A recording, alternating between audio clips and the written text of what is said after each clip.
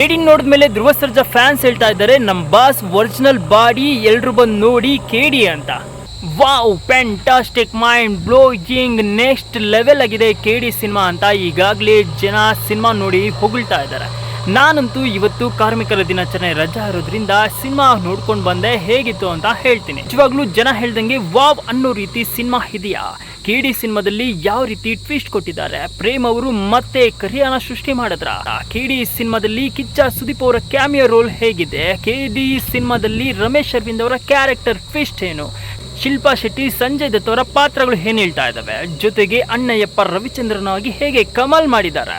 ಹೇಳ್ಬೇಕು ಅಂತಂದ್ರೆ ಕೇಡಿ ಸಿನಿಮಾ ಪೈಸಾ ವಸೂಲ್ ಸಿನಿಮಾನ, ಹಾಗಿದ್ರೆ ಹೇಗಿತ್ತು ಸಿನಿಮಾ ಅನ್ನೋದನ್ನ ಈ ವಿಡಿಯೋದಲ್ಲಿ ನನ್ನ ಅಭಿಪ್ರಾಯನ ಹಂಚ್ಕೊಳ್ತೀನಿ, ಕೇಳಿ.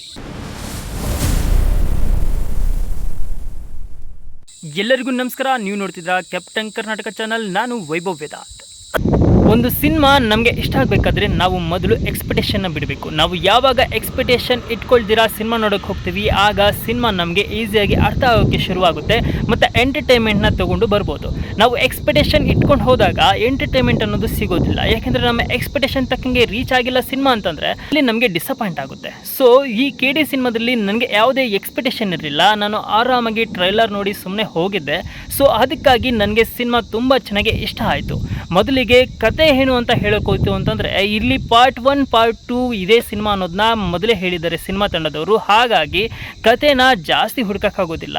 ಒಬ್ಬ ಸಾಮಾನ್ಯವಾದ ಹುಡುಗ ಹೇಗೆ ಭೂಗತಲೋಕಕ್ಕೆ ಎಂಟ್ರಿ ಕೊಡ್ತಾನೆ, ಅವನು ಭೂಗತಲೋಕಕ್ಕೆ ಎಂಟ್ರಿ ಕೊಡೋಕ್ಕೆ ಕಾರಣಗಳೇನು, ಅವನ ಸುತ್ತಮುತ್ತ ಏನೆಲ್ಲ ನಡೆಯುತ್ತೆ ಅನ್ನೋದನ್ನ ನೀಟಾಗಿ ಅಚ್ಚುಕಟ್ಟಾಗಿ ಪ್ರೇಮ್ ಸರ್ ಕೇಡಿ ಪಾರ್ಟ್ 1 ಸಿನಿಮಾದಲ್ಲಿ ತೋರಿಸ್ಕೊಟ್ಟಿದ್ದಾರೆ.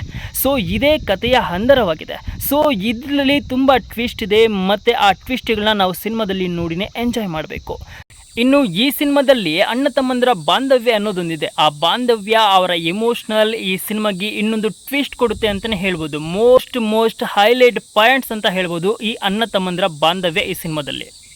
ಇನ್ನು ಮೊದಲಿಗೆ ಕೇಡಿ ಸಿನಿಮಾದಲ್ಲಿ ಧ್ರುವ ಸರ್ಜಾ ಅವರ ಪಾತ್ರ ಲೇಟಾಗಿ ಎಂಟ್ರಿ ಕೊಟ್ಟರು, ಲೇಟೆಸ್ಟಾಗಿ ಎಂಟ್ರಿ ಕೊಡ್ತಾರೆ ಅನ್ನೋ ಲೆವೆಲ್ಗೆ ಧ್ರುವ ಸರ್ಜಾ ಅವರ ಆ್ಯಕ್ಟಿಂಗ್, ಅವರ ಪಾತ್ರ ಚಿಂದಿ ಮಾಡಿಬಿಟ್ಟಿದ್ದಾರೆ ಅಂತಲೇ ಹೇಳ್ಬೋದು. ಅದಾದ ಮೇಲೆ ಸಂಜಯ್ ದತ್ ಅವರು ಇಲ್ಲಿ ಭೂಗತ ಲೋಕದ ದೊರೆಯಾಗಿ ಕಾಣಿಸ್ಕೊಂಡಿದ್ದಾರೆ. ಅವ್ರ ಪಾತ್ರನ ಅವರು ನೀಟಾಗಿ ಅಚ್ಚುಕಟ್ಟಾಗಿ ನಿಭಾಯಿಸಿದ್ದಾರೆ ಅಂತಲೇ ಹೇಳ್ಬೋದು. ಹೀರೋಕ್ಕಿಂತ ಹೈಲೈಟ್ ಆಗಿ ಸಂಜಯ್ ದತ್ ಅವ್ರನ್ನೇ ತೋರಿಸಿದ್ದಾರೆ ಅಂತ ಹೇಳಿದ್ರೆ ತಪ್ಪಾಗೋದು.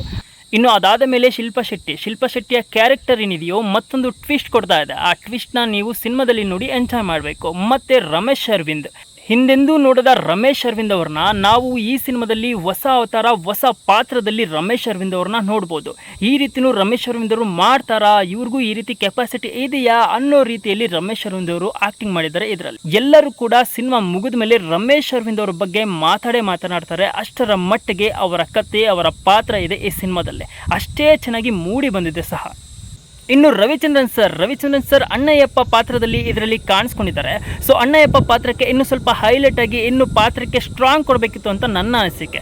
ಈ ಕೆಡಿ ಪಾರ್ಟ್ 2 ಇರೋದ್ರಿಂದ ರವಿಚಂದ್ರನ್ ಸರ್ಗೆ ಹೆಚ್ಚಿನ ಪಾತ್ರ ಕೆಡಿ 2 ಅಲ್ಲಿ ಸಿಗ್ಬೋದು ಅಂತ ತಿಳ್ಕೊಂಡಿದ್ದೀನಿ. ನೋಡೋಣ ಏನು ಮಾಡ್ತಾರೆ ಅನ್ನೋದನ್ನ.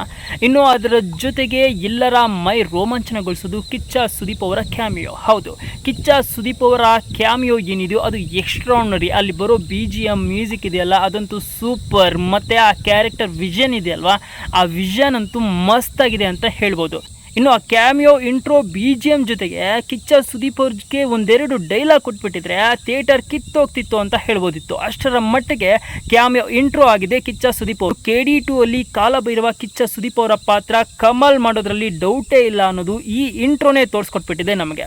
ಅಷ್ಟರ ಮಟ್ಟಿಗೆ ಕಿಚ್ಚ ಸುದೀಪ್ ಅವರ ಇಂಟ್ರೋ ಇಲ್ಲಿ ನಮಗೆ ಸಿಗುತ್ತೆ, ಗೂಸ್ ಬಂಪ್ಸ್ ಬರುತ್ತೆ ಆ ಸೀನಲ್ಲಿ. ಸೊ ಇನ್ನು ಇದಾದ ಮೇಲೆ ಹೀರೋಯಿನ್ ರೇಷ್ಮಾ ನಾಣಯ್ಯ. ಸೊ ರೇಷ್ಮಾ ನಾಣಯ್ಯ ಅವರಿಗೆ ಬಜಾರಿ ಕ್ಯಾರೆಕ್ಟರ್ ಕೊಟ್ಟಿದ್ದಾರೆ. ಅವ್ರಿಗೆ ಕೊಟ್ಟಿರೋ ಪಾತ್ರನ ಅಚ್ಚುಕಟ್ಟಾಗಿ ಅವರು ನಿಭಾಯಿಸಿದ್ದಾರೆ. ಹೇಗೆ ಮಾಡಬೇಕು ಅಂತ ಹೇಳಿದಾರೋ ಹಾಗೆ ಮಾಡಿದ್ದಾರೆ. ಸೊ ಆ ಪಾತ್ರ ಏನಿದೆಯೋ ಆ ಪಾತ್ರ ತುಂಬಾನೇ ಓವರ್ ಆಯಿತು. ಅಷ್ಟೊಂದು ಓವರ್ ಬೇಕಾಗಿರಲಿಲ್ಲ ಅನಿಸುತ್ತೆ. ಯಾಕಂದರೆ ಅಲ್ಲಿ ಕಾಮಿಡಿಯಾಗಿ ತೊಗೊಂಡೋಗ್ಬೇಕು ಅನ್ನೋ ನಿಟ್ಟಿನಲ್ಲಿ ಆ ಪಾತ್ರಕ್ಕೆ ಹೆಚ್ಚು ಒತ್ತು ನೀಡಿದ್ದಾರೆ ಅಂತ ಗಮನಕ್ಕೆ ಬರ್ತಿದೆ. ಸೊ KD ಸಿನಿಮಾಗೆ ಮತ್ತೊಬ್ಬ ಹೀರೋ ಅಂತಂದರೆ ಅದು BGM. ಹೌದು, BGM ಮಸ್ತ್ ಎಂಟರ್ಟೈನ್ಮೆಂಟ್ ಕೊಡುತ್ತೆ ಎಲ್ಲರಿಗೂ, ಅದು ಸಖತ್ತಾಗಿದೆ ಅಂತಲೇ ಹೇಳ್ಬೋದು. ಇನ್ನು ಪ್ರೇಮ್ ಸರ್ ಮೂವಿಗಳಲ್ಲಿ ಮ್ಯೂಸಿಕ್ BGM ಬಂದಾಗ ಅದನ್ನು ಬೆರಳು ಮಾಡಿ ತೋರ್ಸಕ್ಕಂತೂ ಆಗೋದಿಲ್ಲ ಬಿಡಿ, ಅದು ಸಖತ್ತಾಗಿರುತ್ತೆ ಅಂತ ಈಗಾಗಲೇ ಪ್ರೂವ್ ಮಾಡ್ಕೊಂಡಿದ್ದಾರೆ. ಅದೇ ರೀತಿ ರೀಚ್ ಕೂಡ ಆಗುತ್ತೆ. ಜೊತೆಗೆ ಅರ್ಜುನ್ ಜನ್ಯ ಅವರು ಸಾಥ್ ಕೊಟ್ಟು BGMನ ಮತ್ತೊಂದು ಲೆವೆಲ್ಗೆ ತೊಗೊಂಡೋಗಿದ್ದಾರೆ ಈ ಸಿನಿಮಾದಲ್ಲಿ ಅಂತ ಹೇಳ್ಬೋದು. ಅದಾದ ಮೇಲೆ ಸ್ಕ್ರೀನ್ ಪ್ಲೇ, ಕ್ಯಾಮ್ರಾ ವರ್ಕ್ ಎಲ್ಲವೂ ಸೂಪರ್ ಡೂಪರ್ ಆಗಿದೆ. ನನಗಂತೂ ಸ್ಕ್ರೀನ್ ಪ್ಲೇ ಮತ್ತು ಕ್ಯಾಮ್ರಾ ವರ್ಕ್ ಅಂತೂ ಸೂಪರಾಗಿ ಇಷ್ಟ ಆಯಿತು ಈ ಸಿನಿಮಾದಲ್ಲಿ. ಎಲ್ಲವೂ ಸಖತ್ತಾಗಿದೆ ಟೆಕ್ನಿಕಲ್ ಟೀಮ್ ಅಂತೂ. ಇದ್ರ ಜೊತೆಗೆ ಈ ಸಿನಿಮಾ ಓವರಾಲ್ ಆಗಿ ಹೇಳಬೇಕು ಅಂತಂದರೆ ಪೈಸಾ ವಸೂಲ್ ಸಿನಿಮಾ. ಎಂಟರ್ಟೈನ್ಮೆಂಟ್ ಮಸ್ತಾಗಿದೆ. ಫಸ್ಟ್ ಹೋಗೋದ್ರೂ ಸೆಕೆಂಡ್ ಹಾಫ್ ಮಸ್ತಾಗಿದೆ, ಸಖತ್ತಾಗಿದೆ ಅಂತಲೇ ಹೇಳ್ಬೋದು. ಕುರ್ಚಿ ತುದಿಯಲ್ಲಿ ಕುಂತ್ಕೊಂಡು ನೋಡೋ ರೀತಿ ಮಾಡುತ್ತೆ KD ಸಿನಿಮಾ. ಇನ್ನು ಪಾರ್ಟ್ 2ಗೆ ಕೊಟ್ಟಿರುವ ಟ್ವಿಸ್ಟ್ ಏನಿದೆ ಅದು KD ಪಾರ್ಟ್ 2 ನೋಡಲೇಬೇಕು ಅನ್ನೋ ಕುತೂಹಲನ ಹುಟ್ಟು ಹಾಕಿದೆ. KD ಪಾರ್ಟ್ 2ಗೆ ತುಂಬ ಜನ ಕಾಯ್ತಾ ಇದ್ದಾರೆ. ಎಲ್ಲರೂ ಥಿಯೇಟ್ರಿಂದ ಎದ್ದು ಆಚೆ ಬರಬೇಕಾದ್ರೆ ಮಸ್ತಾಗಿದೆ, ಚೆನ್ನಾಗಿದೆ, ಪಾರ್ಟ್ 2 ನೋಡ್ತೀವಿ ಅನ್ನೋ ರೀತಿಯಲ್ಲಿ ಮೈಂಡ್ ಸೆಟ್ಟಲ್ಲಿ ಬರ್ತಾರೆ. ತುಂಬ ಒಪಿನಿಯನ್ ಪಾಸಿಟಿವ್ ಆಗಿ ಇಟ್ಕೊಂಡೇ ಬರ್ತಾರೆ. ಜನಗೆ ತುಂಬಾನೇ ಇಷ್ಟ ಆಗಿದೆ KD cinema. KD twist ultimate ಬಂದು ನೋಡಿ KD ಸಿನಿಮಾ ಅನ್ನೋ ರೀತಿಯಲ್ಲಿ ಜನಗಳು ಈಗಾಗಲೇ ಮಾತಾಡ್ಕೊಳ್ತಿದ್ದಾರೆ. ನೀವು ನೋಡಿ ಪೈಸಾ ವಸೂಲ್ ಸಿನಿಮಾ ಅಂತ ಹೇಳಕ್ಕೆ ಇಷ್ಟಪಡ್ತೀನಿ. KD ಸಿನಿಮಾ ನನಗೂ ಸಖತ್ ಇಷ್ಟ ಆಯಿತು, ನಿಮಗೂ ಇಷ್ಟ ಆಗುತ್ತೆ. ಪಾರ್ಟ್ 2 ನೋಡೋದಕ್ಕಂತೂ ಕಾಯ್ತೀರಾ ಪಾರ್ಟ್ 1 ನೋಡಿದ್ಮೇಲೆ. ಸೊ ಇದಾಗಿತ್ತು KD ಸಿನಿಮಾದ ನನ್ನ ರಿವ್ಯೂ. ಈ ರಿವ್ಯೂನ ನೀವು ಕೇಳಿದ್ಮೇಲೆ ನಿಮ್ಗೇನು ಅನಿಸ್ತು? ನೀವು ಈಗಾಗಲೇ KD ಸಿನಿಮಾನ ನೋಡಿದರೆ ನಿಮ್ಗೇನು ಅನಿಸ್ತು ಅನ್ನೋದನ್ನ ಕಾಮೆಂಟ್ ಮಾಡಿ ತಿಳಿಸಿ. ಹಾಗೆ ವಿಡಿಯೋ ಇಷ್ಟ ಆದರೆ ಲೈಕ್ ಮಾಡಿ, ಶೇರ್ ಮಾಡಿ. ಮತ್ತೊಂದು ವಿಡಿಯೋದಲ್ಲಿ ಮತ್ತೆ ಸಿಗುವೆ. ಅಲ್ಲಿವರೆಗೂ ಬಾಯ್, ಧನ್ಯವಾದಗಳು. ಒಂದು ಮಾತು ಹೇಳಬೇಕು ಅಂತಂದರೆ KD ಅಲ್ಟಿಮೇಟು ಬಂದು ನೋಡಿ, ಆಶೀರ್ವಾದ ಮಾಡಿ. ಬಾಯ್.